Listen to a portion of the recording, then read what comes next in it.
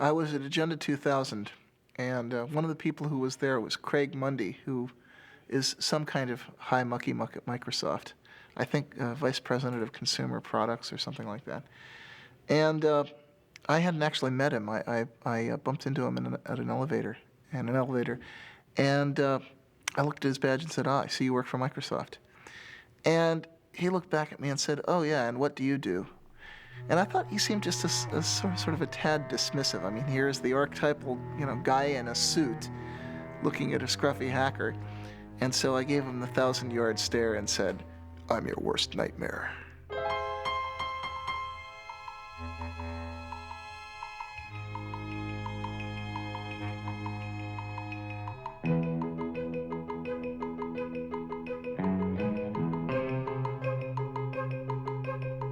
For most of its short but colorful history, the computer industry has been dominated by the Windows operating system. But that could soon change, as Windows faces a strong challenge from Linux. Silicon Valley has long been the place to develop new technology, start new companies, and get really rich. Now the Valley is the front line in a revolution fighting for that most politically incorrect of ideas, individual freedom. Day and night, a loose confederation of hackers and programmers zaps bits and pieces of computer code around the world as it builds the tools to set computer users free. Using open information and the free exchange of technology to achieve its goals, this revolution began in the 1980s with the free software movement and the GNU project, and now is most commonly associated with Linux and the open source movement. We do have one sector that is taking off today. It is the Linux-related sector. And I thought this might be a good opportunity to say, what is Linux? And I'll answer this question for you. Many of you probably already know, but there are 12 million users out there. A computer operating system developed by hundreds of programmers collaborating on the internet, a challenge to Microsoft Windows NT, very popular for its speed, and so this is what the craze is about. To kind of explain what Linux is, you have to explain what an operating system is.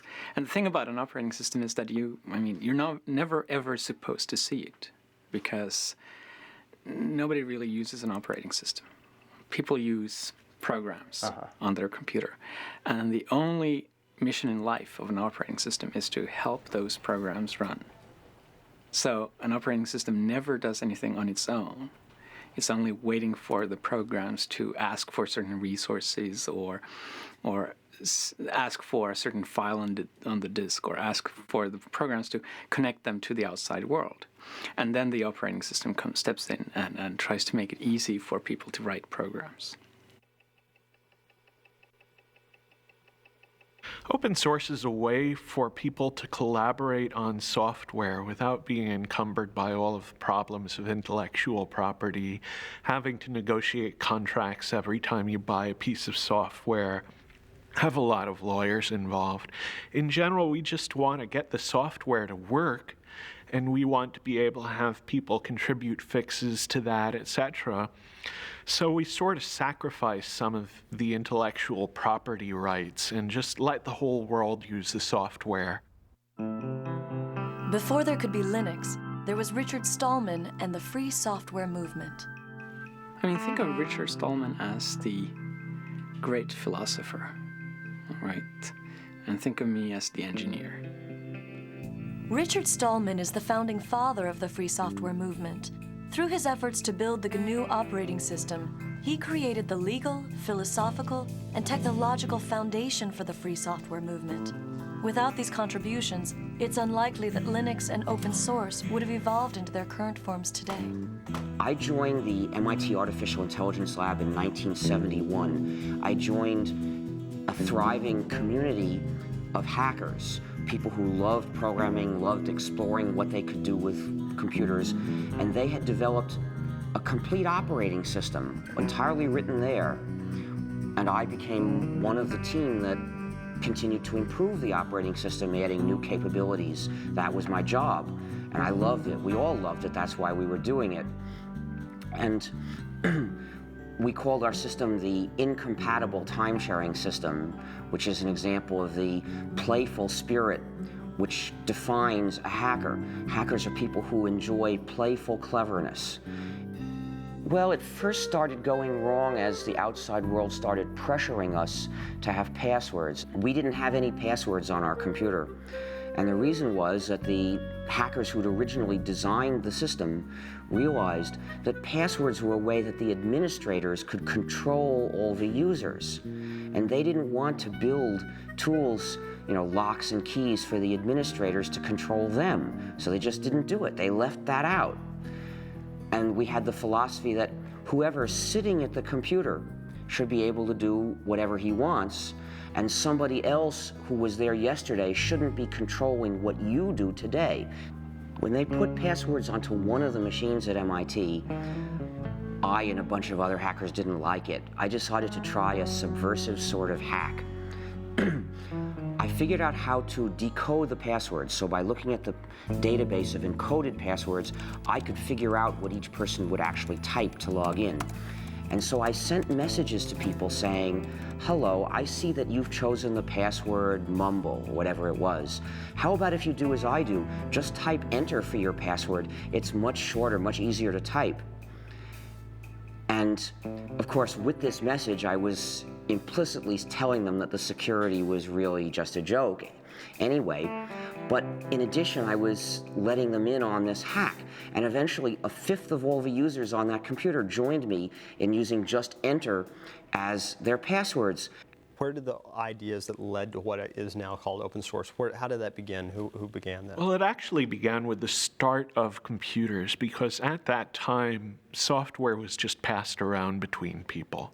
And I think it was only like in the late 70s, early 80s, that people started really closing up their software and saying, no, you can never get a look at the source code. You can't change this software, even if it's necessary for you to fix it for your own application.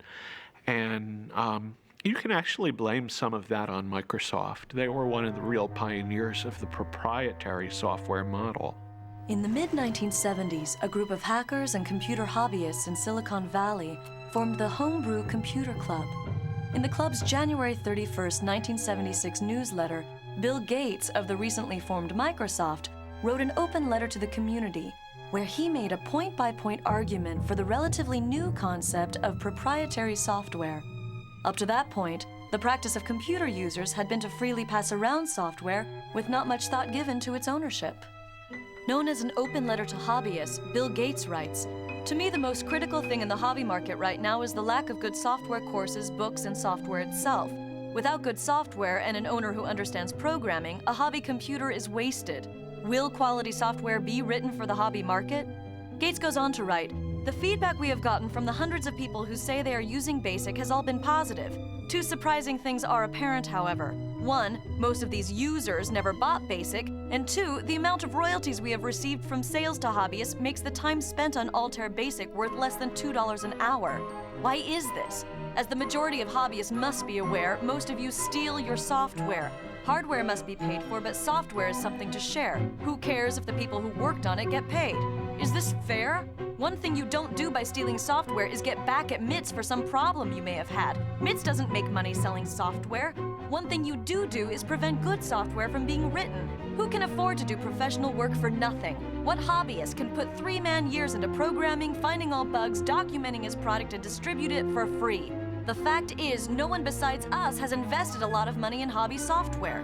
What about the guys who resell Altair BASIC? Aren't they making money on hobby software? Yes, but those who have been reported to us may lose in the end. They are the ones who give hobbyists a bad name and should be kicked out of any club meeting they show up at.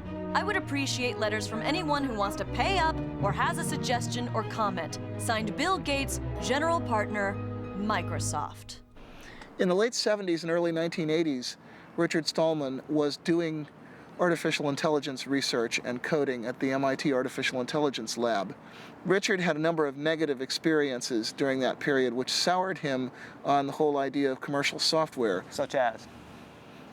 Some code that he wanted to work on and wanted to fix was locked up, and he couldn't get the company that owned the code to let him fix it, even though it would have been to their advantage to do so. And that put me into a moral dilemma, you see, because to get one of the modern computers of the day, which was the early 80s, you would have to get a proprietary operating system.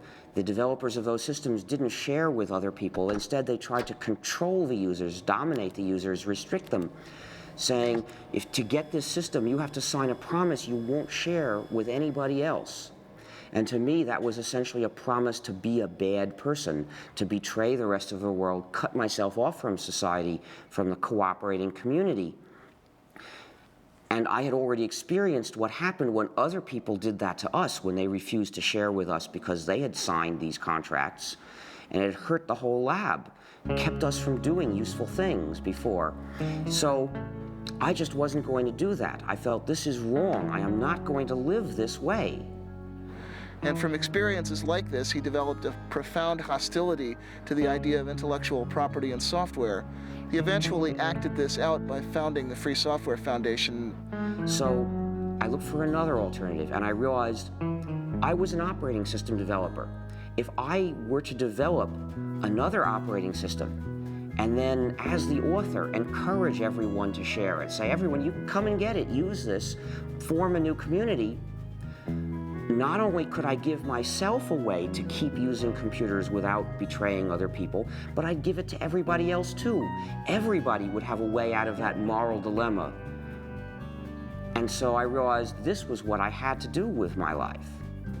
I actually began the project in January of 1984. That's when I resigned from my job at MIT to start developing the GNU operating system. Now, I should explain that the name GNU is a hack, because it's a recursive acronym. It stands for GNU's not Unix. You see, so the G in GNU stands for GNU.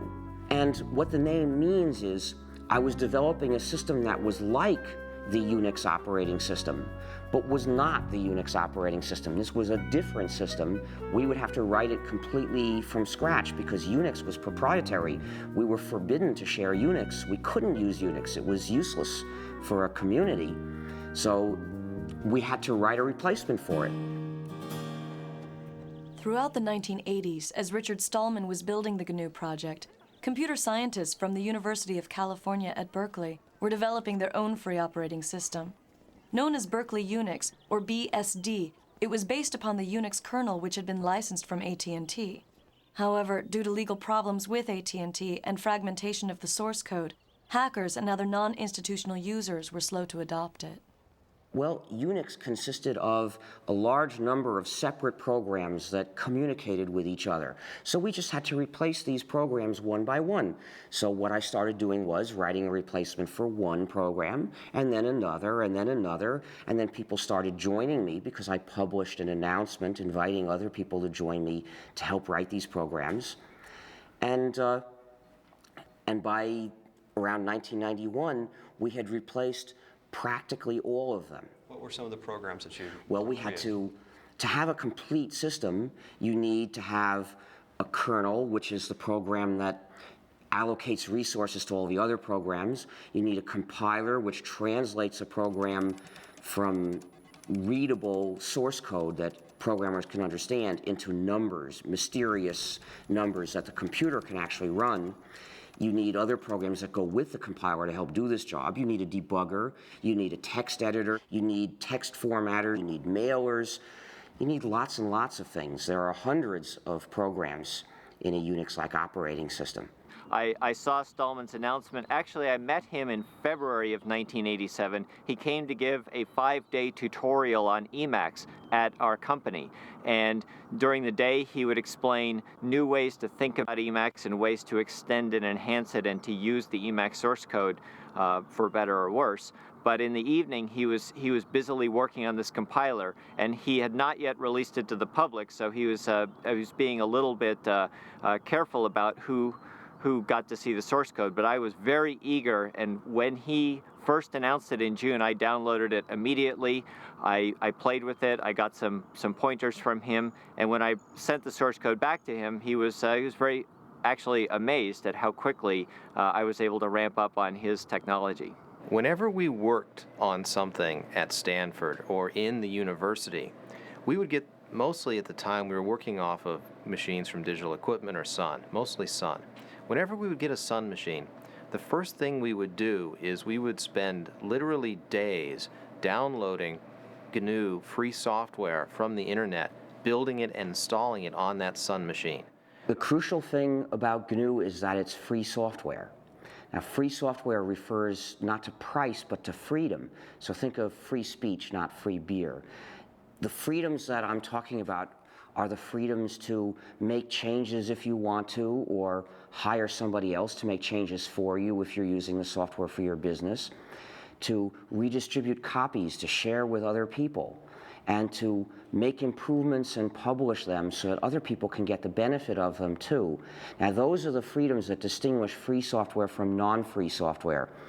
These are the freedoms that enable people to form a community. If you don't have all these freedoms, you're being divided and dominated by somebody. My first experience contributing to free software came in late 1989, early 1990. I was working as a graduate student at Stanford University on computer-aided design tools. One of the pieces I needed was a tool called a parser generator. Well, the Free Software Foundation under Richard Stallman had created a great tool called Bison. I needed a tool that worked with C++. Bison worked with C. I modified Bison to create something called Bison++. And it was a tremendous feeling of empowerment to be able to take a piece of software that was available and create what you needed in a very short piece of time by modifying it. I put it back on the internet, and I was amazed at the number of people that picked it up and started using it.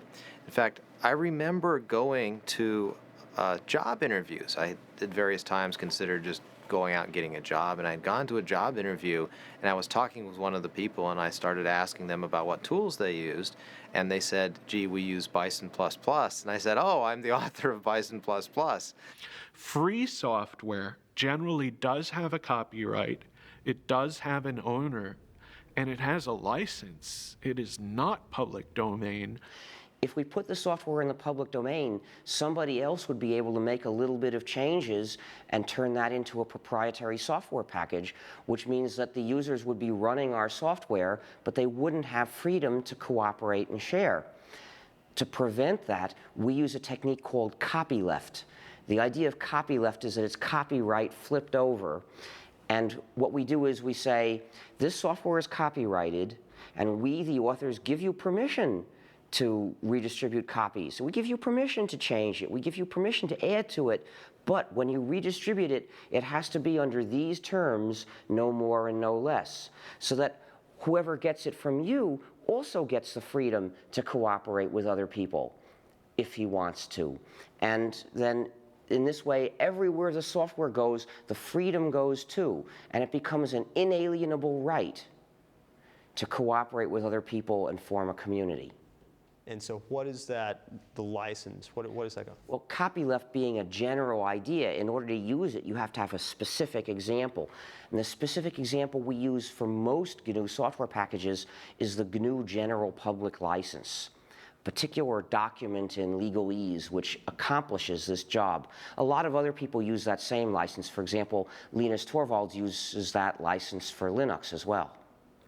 Well, the license I use is the GNU General Public License. That's the one that Richard Stallman wrote, and I think it's a really astounding contribution. It's one of the few software licenses that was written from the standpoint of the community rather than from the standpoint of protecting a company or, as is the case with the MIT and the BSD license, performing the goals of a government grant program.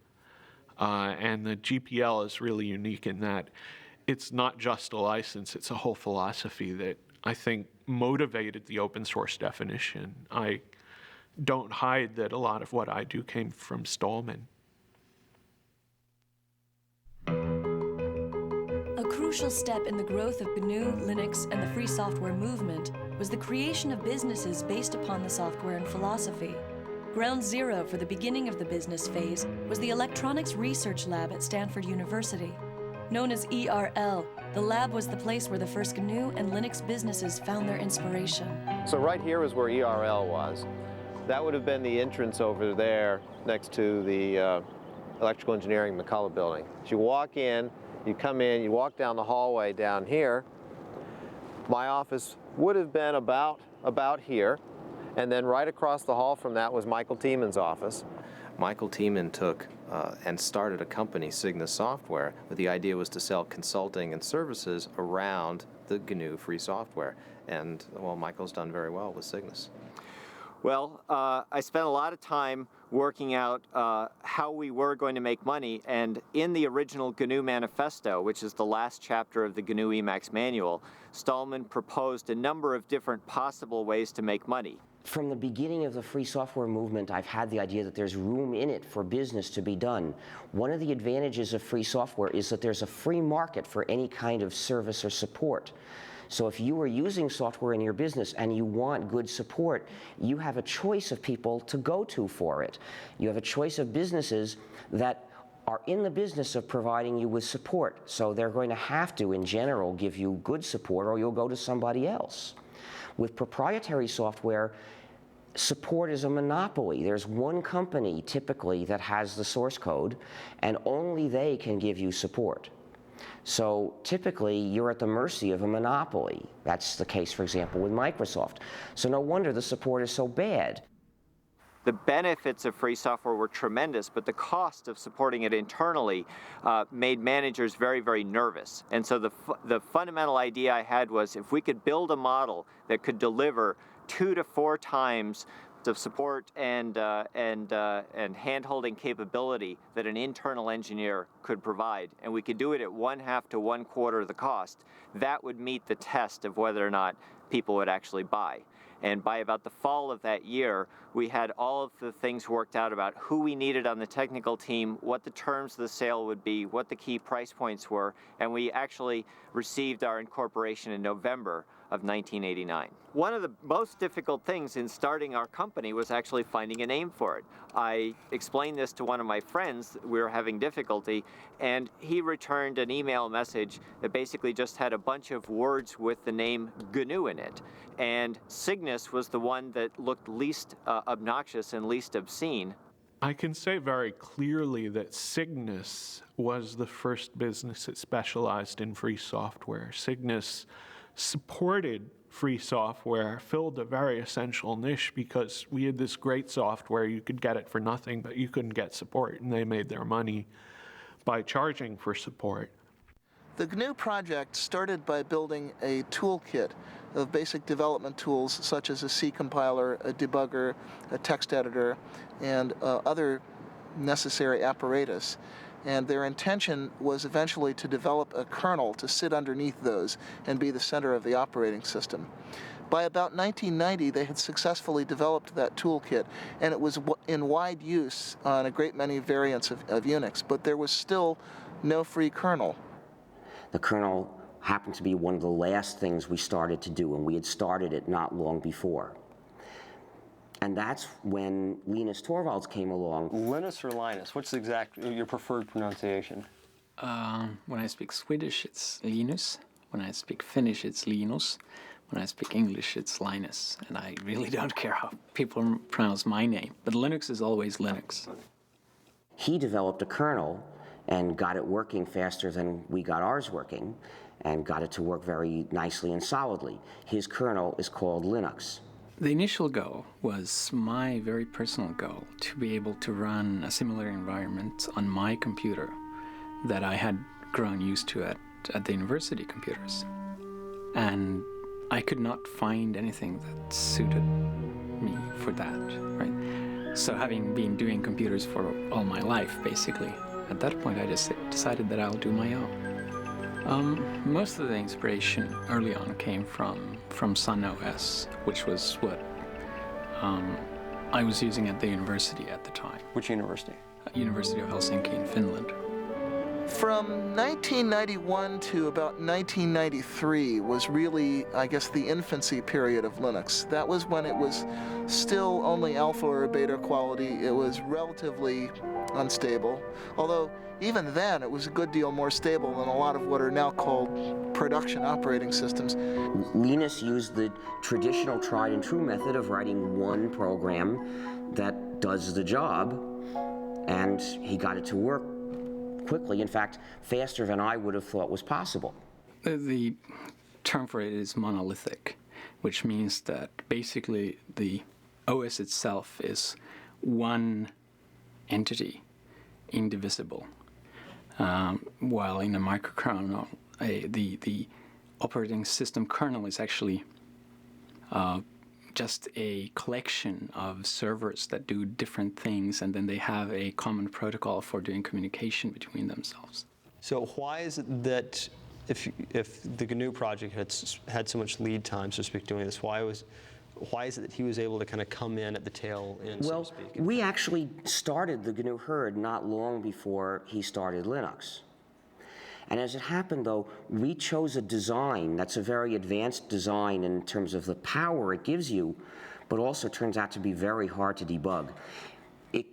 We decided to divide up the kernel, which traditionally had been one program, to divide it up into a lot of smaller programs that would send messages to each other asynchronously to communicate.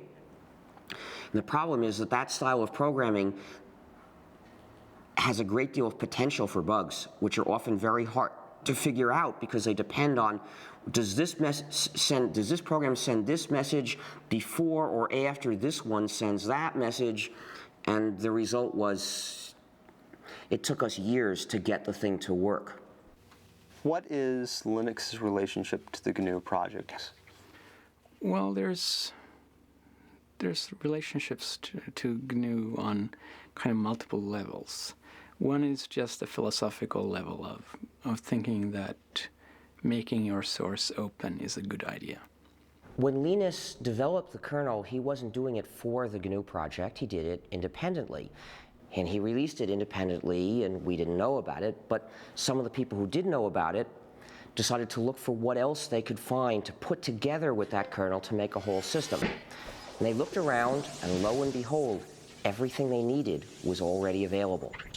What good fortune, they thought, but actually there was no chance about it. They had found all the pieces of the GNU system, which was missing just the kernel.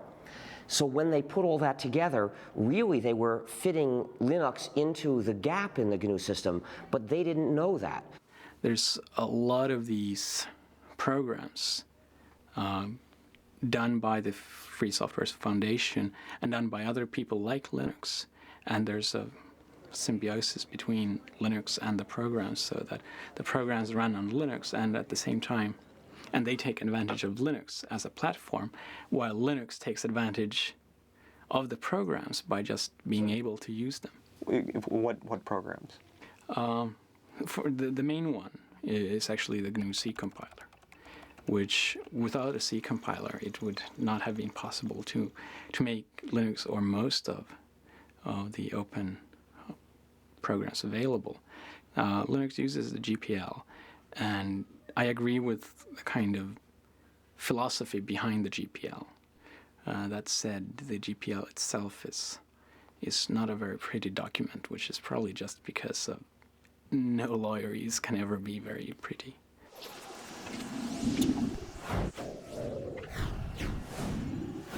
Well, I'd been playing around with Linux for actually late 92, early 93 for about a year before I decided it was to the point where it actually had everything that I needed to really replace the Sun workstation.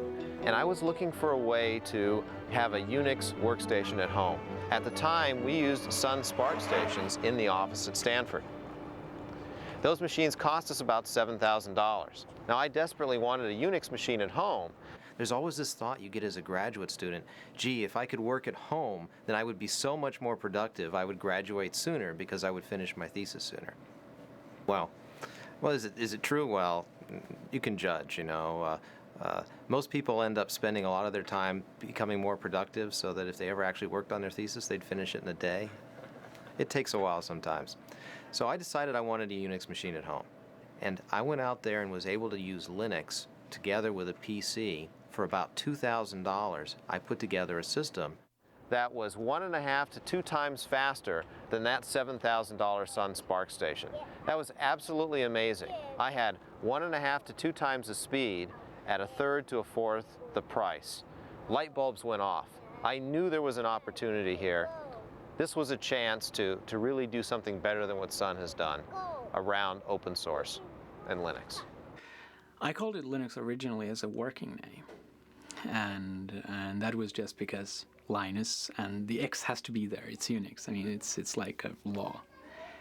And what happened was that I initially thought that I can't call it Linux publicly because it's just too egotistical, and that was before I had a big ego, right? They thought they were taking a whole bunch of components and putting them around Linux. So they ended up calling the whole thing a Linux system, and somehow that term caught on, and the result is there are now 10 million people using this variant of the GNU system, the GNU/Linux operating system, and most of them don't know it. Some people advocate that it be described as GNU/Linux.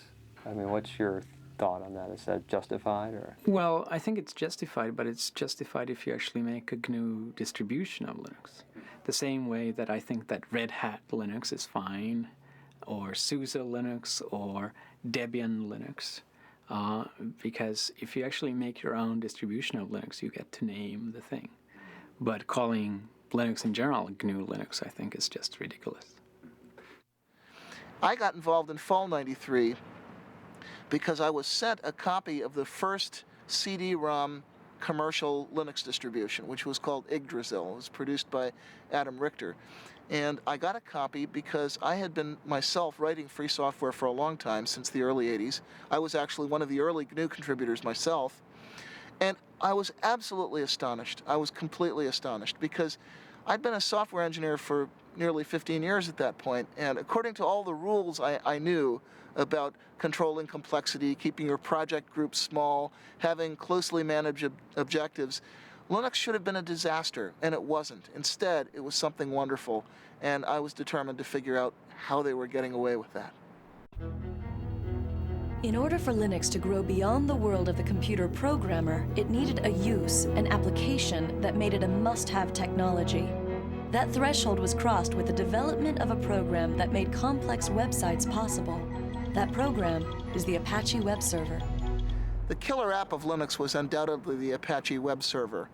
If you look at the history of Linux, the adoption curve of Linux and the adoption curve of the internet exactly track each other. 1993, which was when the Apache web server project really got started, was also the beginnings of the popular ISP explosion, when the internet first became a mass market commodity and the idea of web-based electronic commerce and mass communication became real. I think it was one of the first applications that caused people to go, wow, if I install Linux, I get some tangible benefit from doing so, right? I mean, clearly there were a lot of interesting applications on Linux at the time, this being maybe 2 or 3 years ago when this thing really started to take off. But there wasn't a driving, you could almost say business case for someone to use Linux versus using NT until, I think, Apache. And a lot of the things that plugged into Apache and enhanced Apache. I mean, when you went to go out and build a server farm, it was much more cost-effective, real dollar terms, to build it on Linux and Apache than it was to build it on IIS and NT, even if it meant that you had to spend a little bit of money to train your staff to learn how to use that or to find people who were knowledgeable. But the good news was that that knowledge wasn't very expensive because there are all these college students out there who had been using Linux for a long time and were very familiar with it.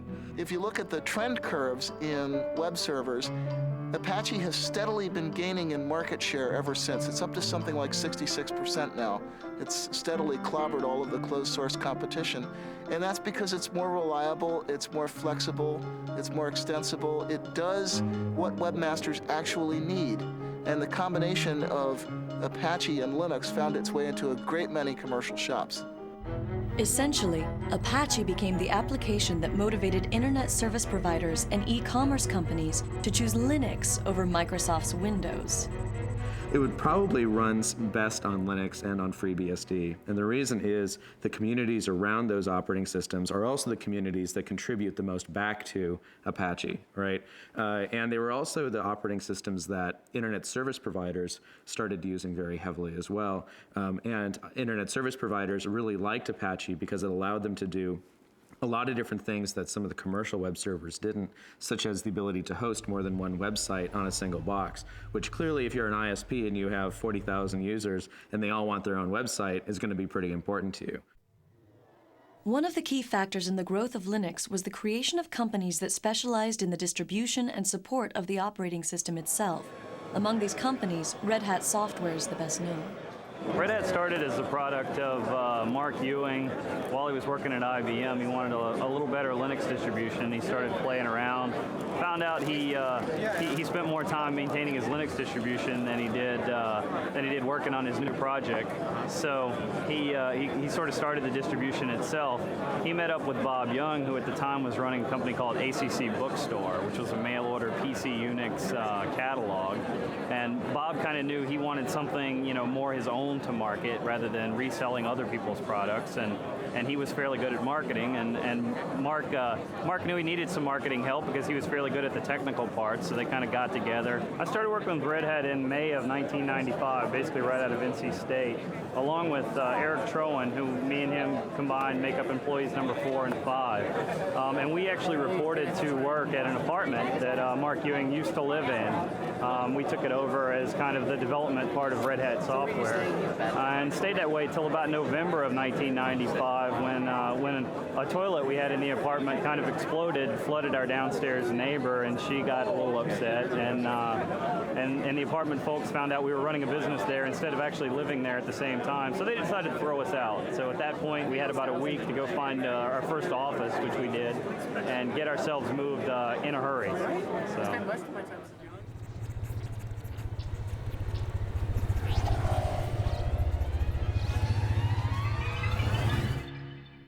We started going in, again, 95 or so to the venture capital firms, saying, there's something happening here. There's a great business opportunity to build the next Sun for open source. Well, the venture capitalists looked at this and said, gee, you're selling systems, the software's free, this is kind of scary. We're not sure that we want to put money in. And by the way, we funded other systems companies, and it hasn't really panned out. We're scared. I came to the U.S. about 3 years ago, and the reason really was that I'd been spending like 6 or 7 years at Helsinki University and decided that it was time to see the real world and not just university life. Especially this area had a lot of the most interesting work being done. So I just decided that let's try to move halfway across the world and give this a try, and it's turned out pretty well. Do you see this as temporary or long-term? Well, we saw it as temporary at first, and I think it's certainly looking like it's turning long-term.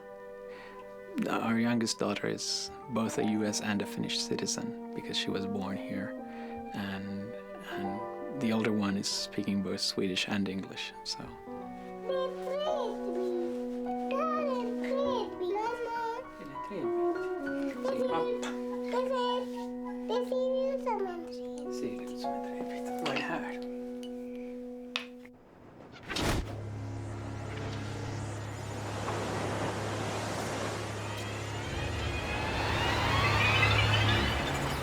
The next major event was one that I had a direct hand in. I wrote a paper called The Cathedral and the Bazaar, which was my observations, my anthropological analysis of what it was that made the open source world work. We didn't call it that then. We're still using the term free software primarily. So it was my observation of what made the free software world work and why we were able to produce extremely high quality software in spite of constantly violating all of the standard rules of software engineering. In that paper, I was setting up a contrast between two different styles of development, two opposed styles of development. One, which is the conventional closed development style, which I called the cathedral style. In that one, you have tight specification of objectives, small project groups which are run in a fairly hierarchical, authoritarian manner, and you have long release intervals. On the other hand, what I identified as happening in the Linux world was a much more peer-to-peer, decentralized market or bazaar-like style in which you have very short release intervals and constant solicitation of feedback from people who are formally outside the project, a very intense peer review process. And the startling thing was that the more I looked at this, the more it seemed that trading away all the supposed advantages of conventional closed development for that one single advantage of massive independent peer review actually seemed to win, actually seemed to get you good results. The reason Netscape is important is that they were the first large company to participate in open source. We had Cygnus providing support, but we didn't really have much business. And Netscape went to open source essentially as a way to fight Microsoft, which was giving away Internet Explorer, but not letting anyone else have the source code, not letting companies collaborate. Working as part of the sales force, I got a good idea of why people bought our software and what it took to make our software successful in the marketplace against competitive products. However, the problem we were seeing is that as time went on, our software was being competed against by other people's software, particularly Microsoft's. And as time went on, the price of our software had to drop because other people were giving their software away at no charge or at little charge. No, the real problem was that they feared that Microsoft would achieve a monopoly lock on the browser market, and they would then use that monopoly lock to pervert, actually, the HTTP and HTML standards that the web depends on. And once they had turned those standards into lock-in devices, they could then use that control to drive Netscape out of the server market, which is where it was making its real money. My concern was that as time went on, Netscape's business would be threatened by the fact that we didn't have enough people to do all the things we needed to do as a company in order to keep our software viable in the marketplace. The Netscape release happened in early 1998, and I was told later, I had no idea at the time, that it came about as a direct result of the right people having read The Cathedral and the Bazaar. The Cathedral and the Bazaar, the paper by Eric Raymond, was a significant influence on Netscape's decision to release source code. Came as a complete shock to me. I wasn't really ready for the thought that I was changing the world, even by accident. However, it was not by any means the only influence on that decision, and not necessarily the most important one when all is said and done. As I said, Netscape had already been talking about releasing source code for quite some time before anybody had ever heard of Eric's paper. Linux Congress in early 1997, which was the first place that I gave that paper. And one of the people who heard it was Tim O'Reilly of O'Reilly Associates. And he thought it was pretty intriguing. And he asked me to give it at his first Perl conference, which was later that year in fall of 97. And apparently what happened, I was told later, although I had no idea this was happening at the time, is that some people from Netscape actually heard the paper at the Perl conference and took those ideas back to Netscape, and they kind of lit a fire there. The role of my paper was essentially to make the internal case at Netscape, to make the business case for why Netscape should release its source code. The paper was called Netscape Source Code as Netscape Product.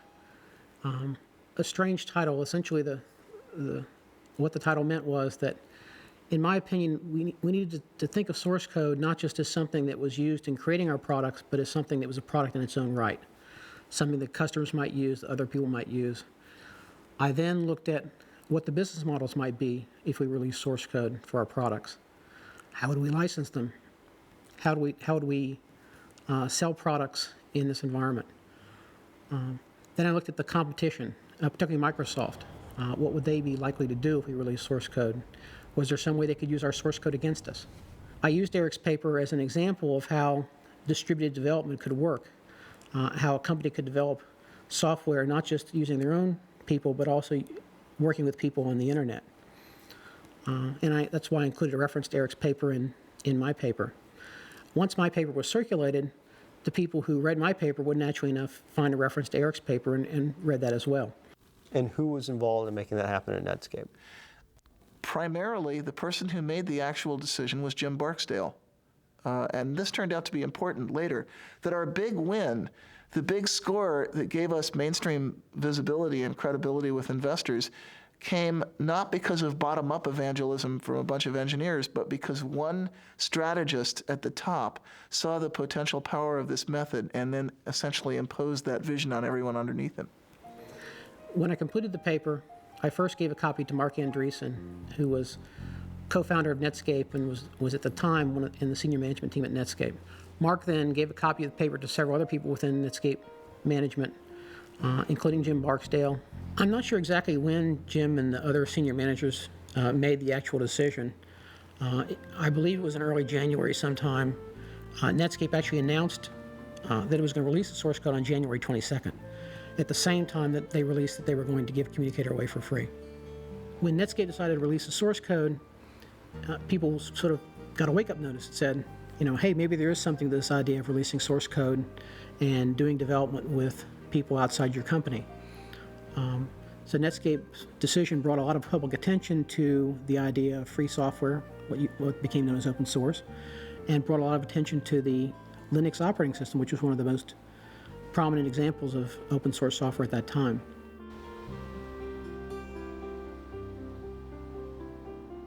This is our first office, Mountain View, California. We moved here in early 1995. This is 4,000 square feet. It was an incredible leap of faith for us to move out and take the company to our own office. Now, what's really important about this place is that this is the office where the term open source was invented.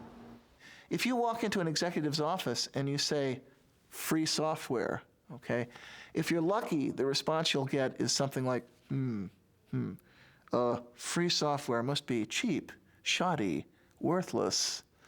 And if you're not lucky, it has associations with the Free Software Foundation's wholesale attack on intellectual property rights, which, regardless of what you think about the ethics of that, it's lousy marketing. It's not something that businesses want to hear. So Eric Raymond knew that there was a problem. We'd been calling this free software, but people took the term free and associated with free of charge. They thought that you couldn't make money or you couldn't sell, which is exactly the wrong concept. We wanted to get across the idea that the software was open and that the source code was available. Very important pieces. We had this meeting at the VA offices in Mountain View where Eric, myself, and Christine Peterson from the Forsyth Institute joined us, as well as several other people. Christine Peterson was there by phone. John Mad Dog Hall was also there by phone. A guy named Todd Anderson, who later worked for SUSE for a while, was there. Sam Achman, who now runs Penguin Computing, was there. He was an employee of VA at the time. Well, we came up with the concept of open source.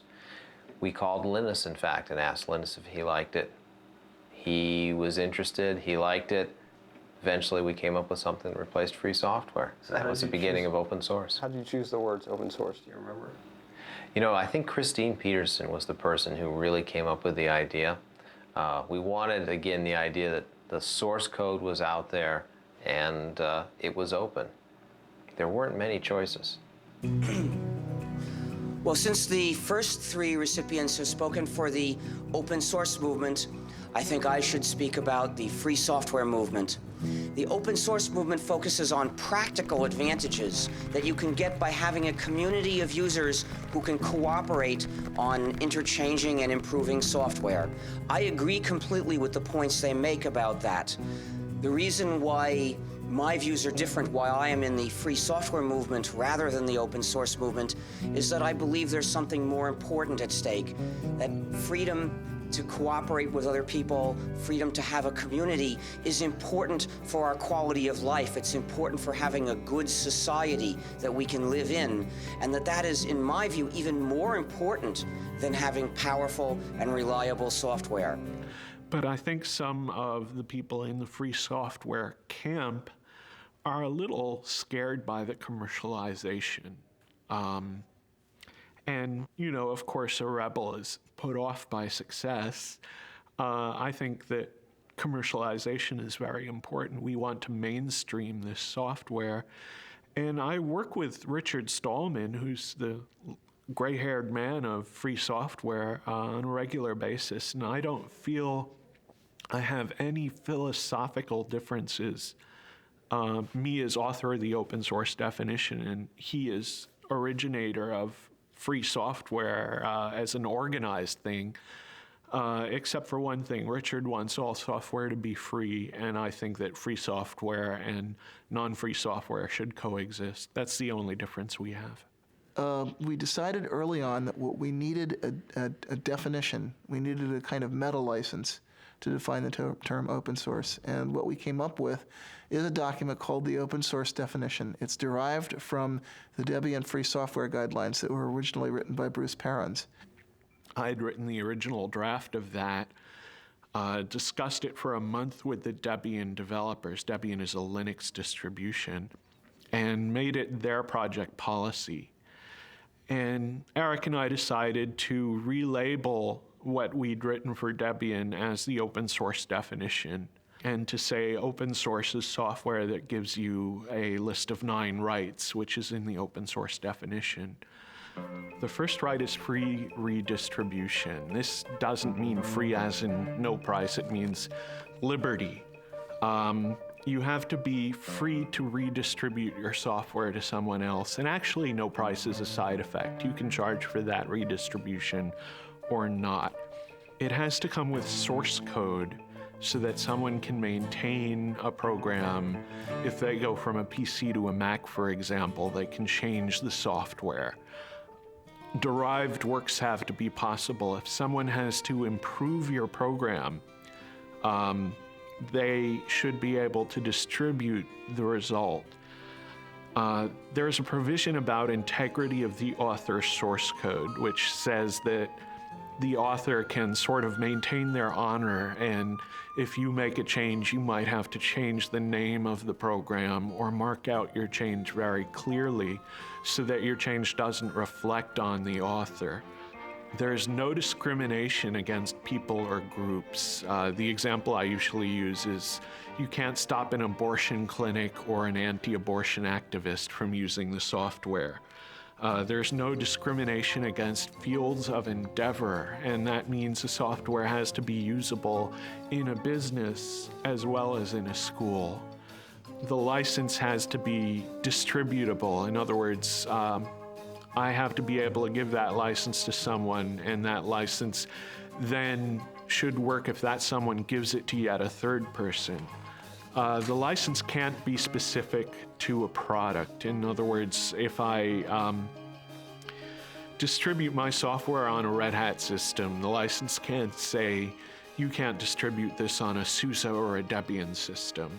The license can't contaminate other software. So if I distribute this on a CD with another program, it can't say that other program must be free, otherwise you can't distribute my software.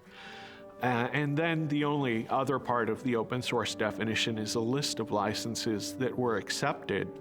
And the ones that we started with were the GPL, which was actually the example for a lot of what's in the open source definition, the BSD license, because software for BSD system pre-existed Linux.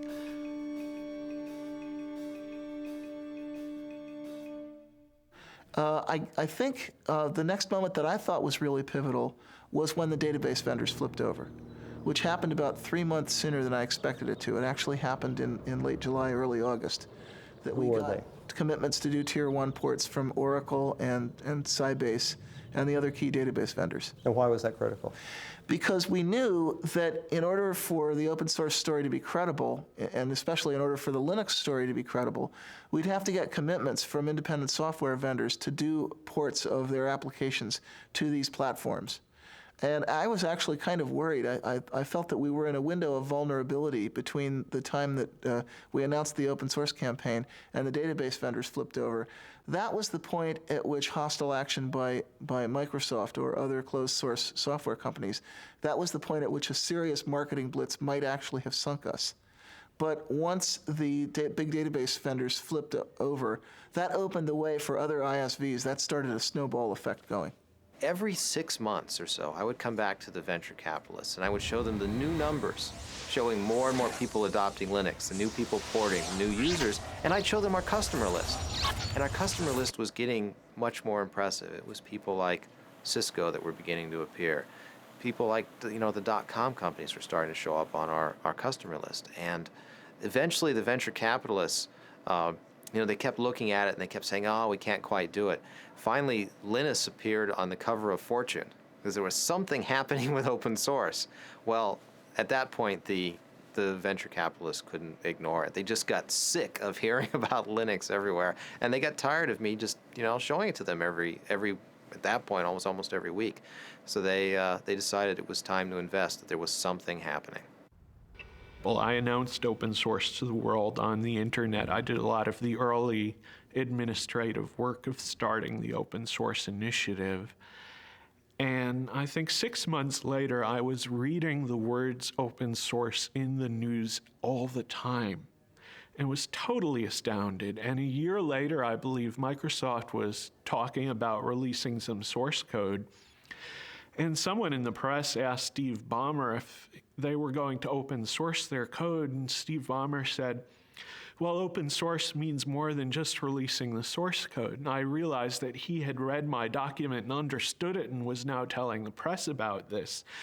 Now, if you're like just a guy on the net who's not doing this for a job at all, and you sort of write a manifesto and it spreads out through the world, and a year later the vice president of Microsoft is talking about that, you'd think you were on drugs, wouldn't you?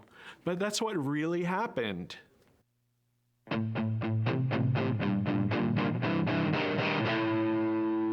The local users groups tend to be more an issue of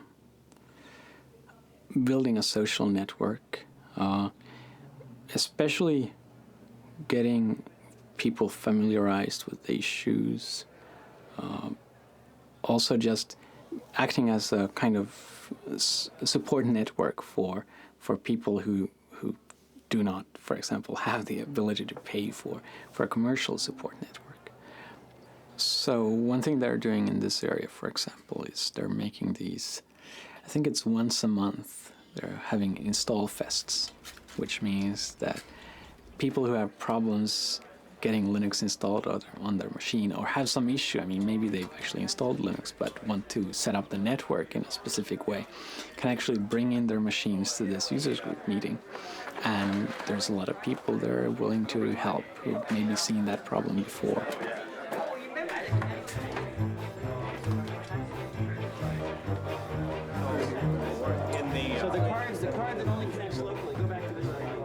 Well, actually, things aren't going so well. I tried it earlier myself. I had problems, and so I came to this install fest where all the gurus abound.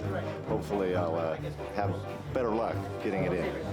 Instead of sending emails or writing to news groups on the internet and waiting several days for the answer sometimes, it's easy to come here and find other people who might know about your problem and may be able to help you. And hopefully within a few hours you have your machine installed. Originally I wanted to install on my larger laptop, and so I just did a search on the net and found where there were resources to get help. And I'm here today because I'm trying to put Linux on this little guy right here, which is a Toshiba Libretto. It's not the easiest thing in the world to do because it's a weird piece of hardware. So, are there any chairs around here?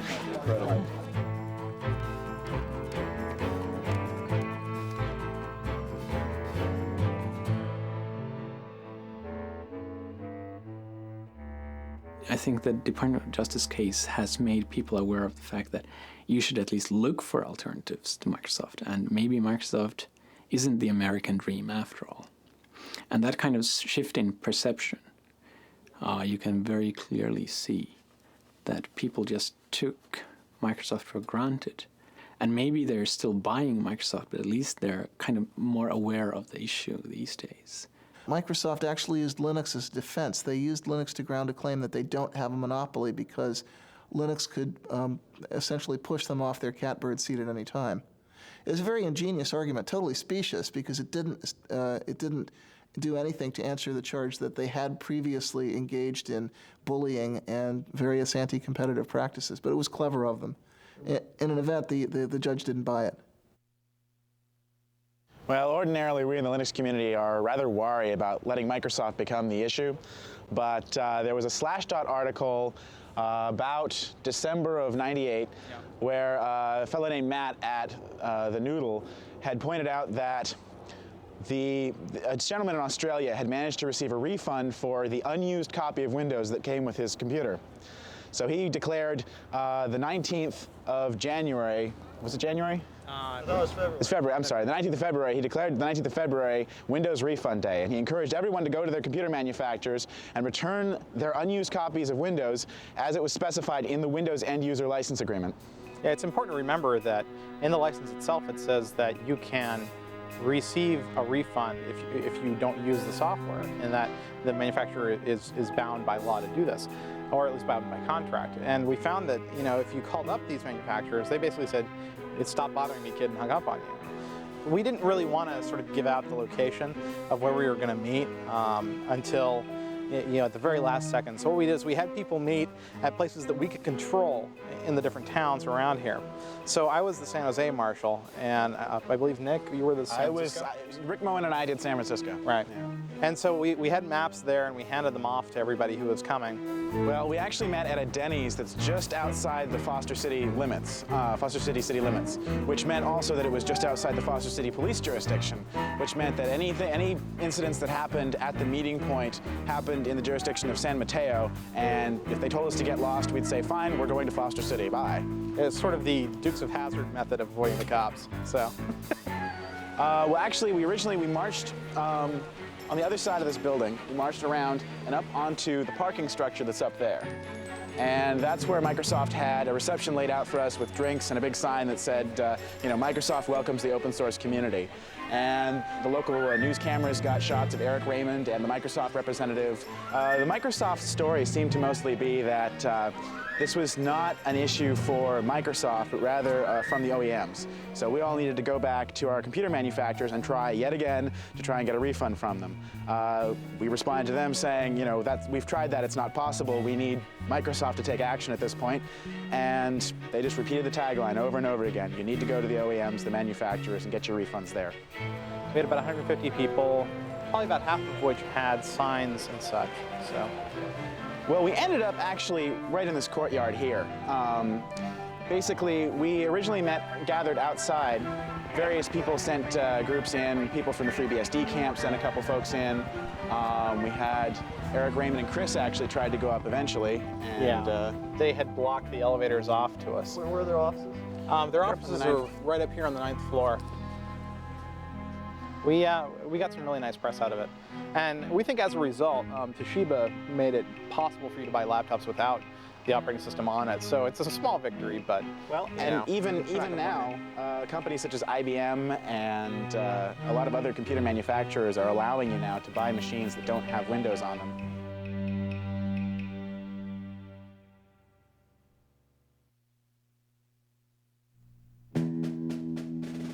You know, when I was a kid and I went to school, the teachers were trying to teach us to share. They said if you bring some candy, you can't eat it all yourself, you've got to share it with the other kids. But now the administration says teachers should be teaching kids to say yes to licensing. If you bring some software to school, oh no, don't share it. Sharing means you're a pirate. Sharing means you'll be put in jail. That's not the way society should work. We need the goodwill, the willingness to help other people, at least when it's not too hard, because that's the basis of society. That's the fundamental resource that gives us a society instead of a dog-eat-dog jungle. So what about people that say that if you have rampant piracy, it'll eliminate the profit motive, and then in the creative works, software will not be? Well, they're wrong on both counts. For one thing, people are making a profit from developing free software, but for another, the freedom to have a community is more important. People that casually look at open source free software and think, well, because you're supposed to share and do it for people's goodwill, doesn't that seem somewhat communist? What's your response? Absolute nonsense. It makes me really angry when people do that. Well, back in 1989, actually, communism would have been a compliment. The word that people were using at that time was crazy. I wanted them to use capitalism. Communism is an ideology that forces people to share. If you don't share, you get thrown in jail or killed. In 1990, we got a visit from a director of an institute in Moscow University. And actually, I saw him in Helsinki just 2 weeks ago. But in any event, he came by, and Richard Stallman had suggested that he visit Cygnus because he was interested in understanding how the free software model might apply to stimulating entrepreneurial innovation in Russia, of all places. And we had been kind of secretive about our business plan because we weren't really sure that it was going to work, and we didn't want to look too stupid if it failed. But I was very, very open with him, and the more I told him, the more he started shaking his head like this. And I finally said, what's wrong? And he said, this sounds too much like communism to be successful in Russia. You go to a gulag and end up in a mass grave with a bullet in the back of your head. Open source is not communism because it doesn't force people. Karl Marx did not invent helping your neighbor. It's not communist to have a commons. A commons existed long before communism as a philosophy of government. There are many commons in our lives. For example, we drive on the highway, something that is maintained for our common good. Actually, labeling our business model means that it misses the point a little bit. Whether it's communist or whether it's capitalist, the label doesn't matter. The real question is, how much value can you deliver? How scalable is the business? What kind of problems, what kind of rate of innovation can you sustain? And then however you want to label that is really up to you.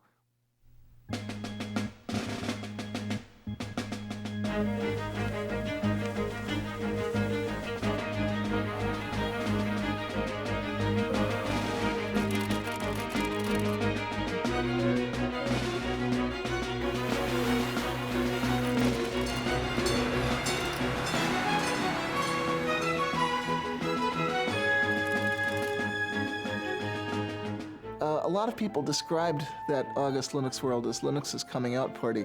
Linus Torvalds was very funny about that. He said, what, was Linux gay? But some people said, yeah, that was our debutante ball. That was when the Linux guys, the hardcore hackers, really got it together with the suits.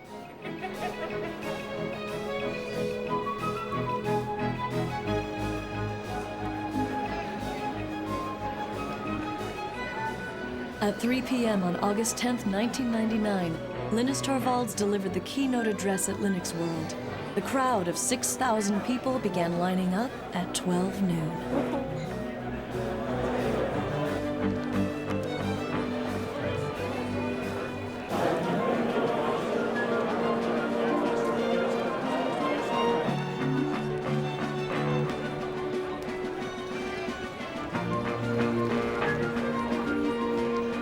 Ladies and gentlemen, please welcome Larry Augustin, Linux World Conference Chair and President and CEO, VA Linux Systems.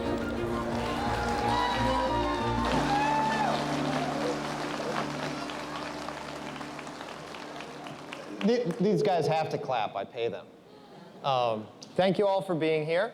It looks like it's been a great show so far.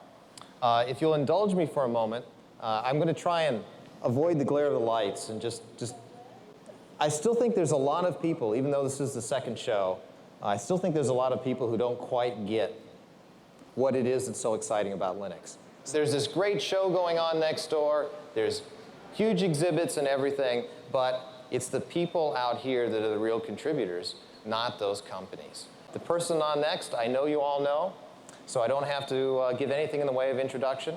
Ladies and gentlemen, I give you Linus Torvalds. Linus.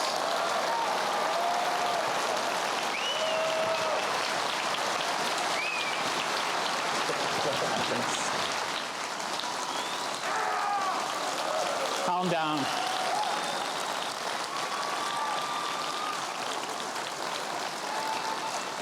Calm down. Say, ooh. Yes. I don't want to just give one of my normal talks because I find them boring. Probably by now, most of you find them boring too because you've heard them like 10 times. But after the technical update, we'll actually try whether we can do a questions and answers session with 5,000 people or how many of you there are there. And it may not actually work out because one of the 5,000 people is really loud. The one thing I will do, which I always do in all my talks, is the gratitude thing. I want to kind of acknowledge the fact that I've obviously not been alone in doing Linux.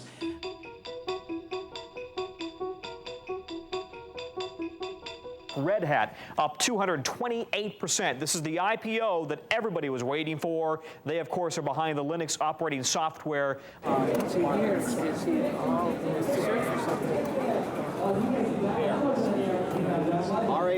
I know what it is. All I've gotten today are comments about what the stock price is. All morning, you know, it was at 41, it was at 42, it was at 47, it was at 53, it was at 51. Every machine, as far as I can tell, on the show floor is pointed to their E-Trade accounts, to their broker accounts. They know the Red Hat price. I can't believe it. 46. I'm the checking. Just heard 53. Oh boy. Hang on. I didn't buy any. You didn't buy? No, I didn't buy. I should have bought. But no, that's great if it's that. You guys don't know? Well, you know, Red Hat being successful just means that it legitimizes Linux, so it's much easier for us to go out.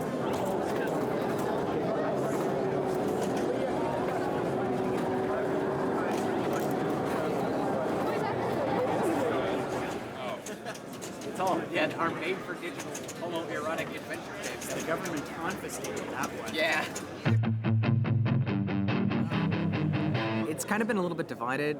You've got a lot of people that are pretty hardcore, and they're kind of offended by that, you know, because they work really hard and they're not really getting maybe their fair share out of that. Some people do get ticked, and you know the thing that you see that on a lot of mailing lists or on Slashdot. You know, you'll read, this guy is really mad because he didn't get a chance to didn't get a chance to get stock from Red Hat. He didn't get a chance to get a job from this other company, you know. But the kind of the shocking secret there is that most of the really hardcore guys, you know, they don't care so much. The guys that are kind of really down in the trenches, they're writing this code because they need this code. If we could invite Richard Stallman, who's the founder of the Free Software Association, and Tim Ney, who's the managing director. There we go. Here it is. Now, Richard, I saw you playing your recorder in Paris at that Linux conference, but I didn't have an audio track. So would you get them to add audio to their video downstream next time? I don't have any control over that. Unfortunately, those things can only be done with non-free software. Okay. All right. We'll give you the award. And before you say a word, we'll have Tim and yourself hold up a little representation of the contribution towards the Free Software Association. So, very ironic things have happened, but nothing to match this.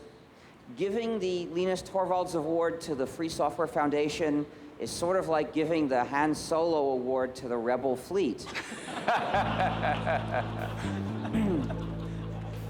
You see, some of you may not realize how far that analogy goes. But actually, let me tell you how we got here. See, what happened is, 15 years ago, if you wanted to use a computer, the only way you could do it was with proprietary software that divides and subjugates the users. And most people a lot of people didn't like it, but they saw no alternative. But some of us were determined to make an alternative, and we said we're going to develop a free operating system, a free software operating system that will give users the chance to have freedom while they use their computers. Now, a lot of people said, well, it's a nice idea, but it's so hard, and we'll never get it done, so I don't want to participate. I don't believe you can ever get it done. But luckily, not everybody said that. And clearly, we knew we would eventually get the kernel done. But as it happens, somebody else did a better kernel before we did. Now, in the old days, we had an overall strategy for calling people's attention to the importance of freedom, to the freedom that they can have or not have when they use a computer. Well, what can we do about it? As far as I can tell, the only workable way of trying to change this and make that strategy work again is to spread the word that the operating system you're using is actually the GNU system, somewhat modified, of course. And when people know this, they'll take a look at the reasons we developed this system, they'll think about these issues, and some of them will decide they agree. So I ask people, please tell people this is the GNU system. It's the combination of GNU and Linux, so we can call it GNU/Linux.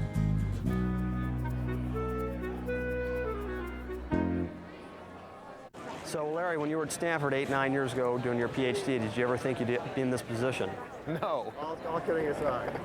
No, I had no idea, honestly. What did you think you would be when you were finishing up your PhD? You know, that's a good question. I really didn't have a good idea.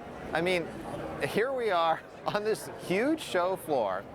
There are people just going crazy about Linux. We had 6,200 people crammed into a room to see Linus speak last night. Here we are with, you know, all of these huge vendors all over the show.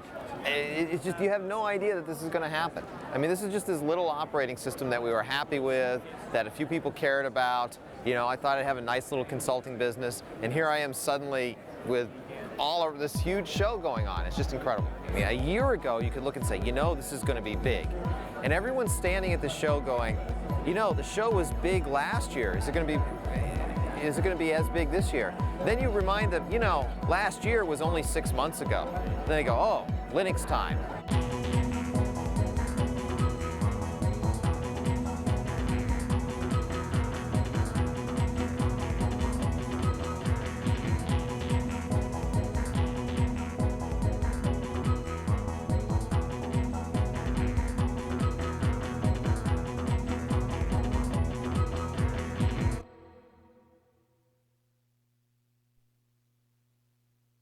So leading up to the IPO, we had arrived actually in San Diego on Tuesday night.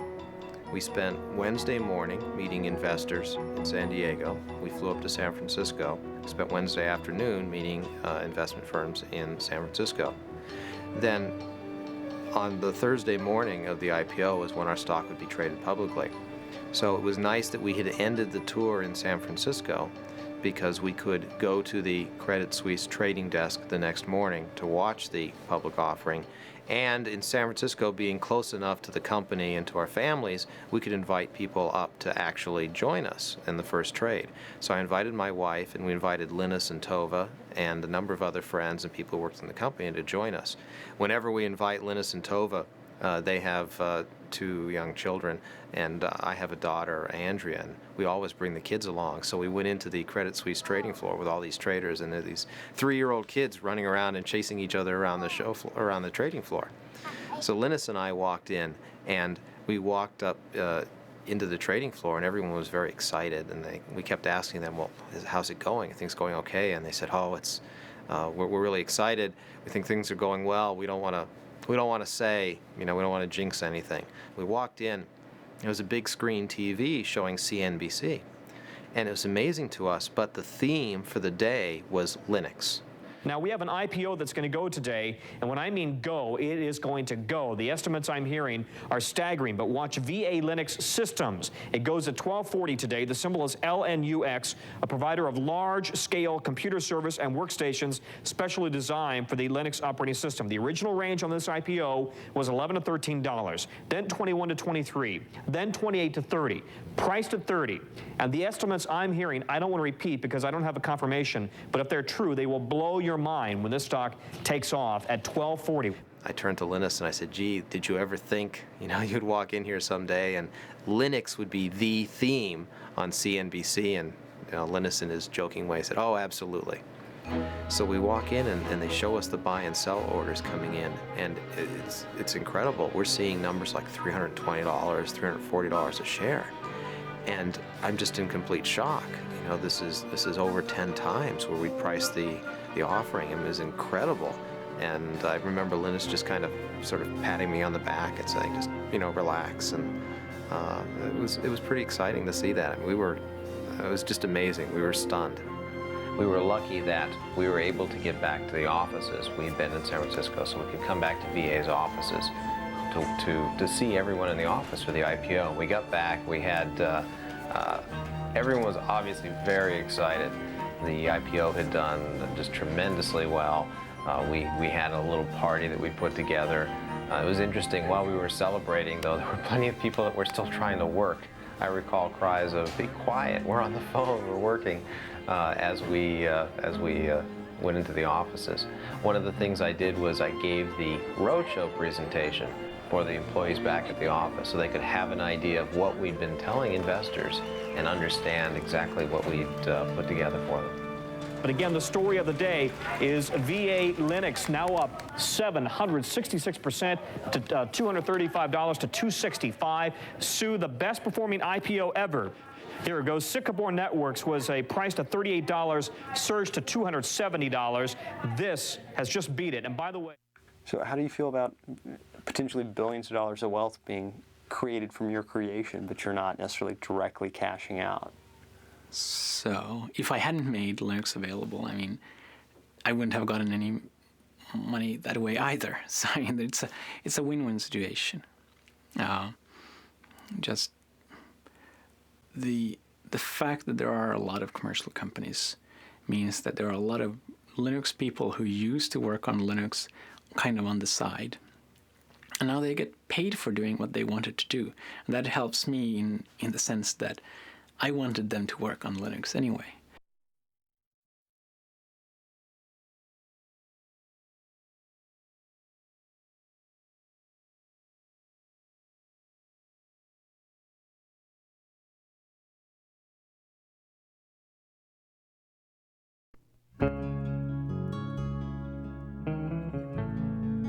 The whole GNU project is really one big hack.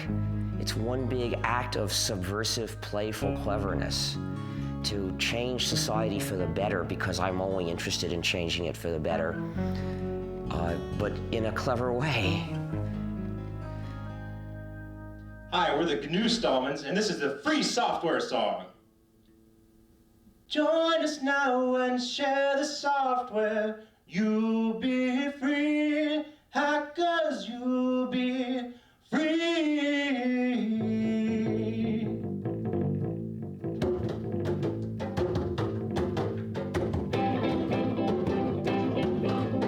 Orders may get piles of money, that is true. Hackers, that is true. But they cannot help their neighbor, that ain't good. Hackers, that ain't good.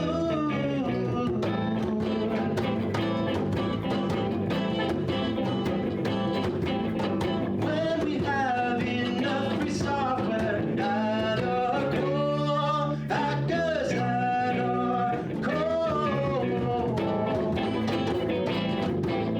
we'll do out those dirty licenses evermore, hackers evermore.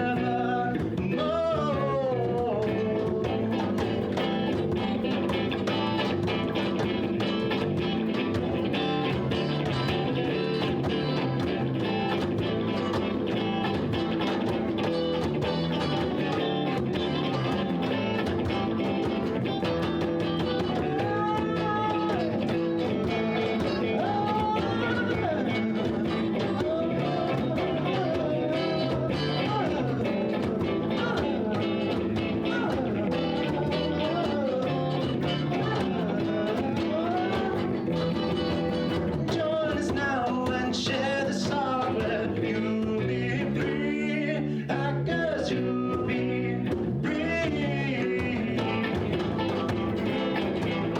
Join us now and share the software. You'll be free, hackers, you'll be free.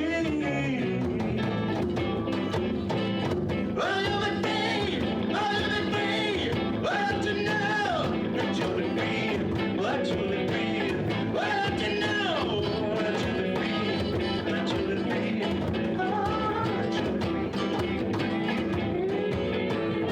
that you'll be free,